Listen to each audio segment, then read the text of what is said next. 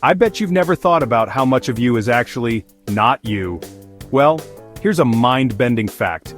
You're mostly water. That's right, 55 to 60% of an adult's body is just good old H2O, but humans are weird, and it gets even weirder when you look at specific organs. Now you might think your heart is all muscle, but it's actually about 75% water. And your lungs? They're practically water balloons at 83%. It's like we're walking, talking water sacks with a thin human coating. But why?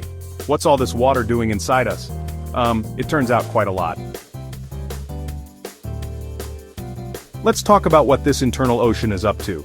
Water isn't just sloshing around, it's the ultimate multitasker.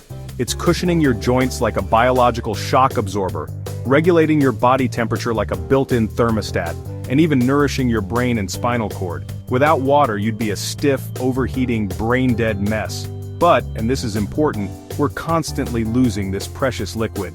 Every day, 2 to 3 liters of water leave our body through sweat, urine, bowel movements, and even breathing.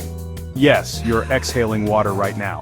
Weird, right? It's like our bodies are in a constant state of leaking, and we need to keep refilling the tank just to stay alive. So, maybe grab a glass of water? Your body will thank you.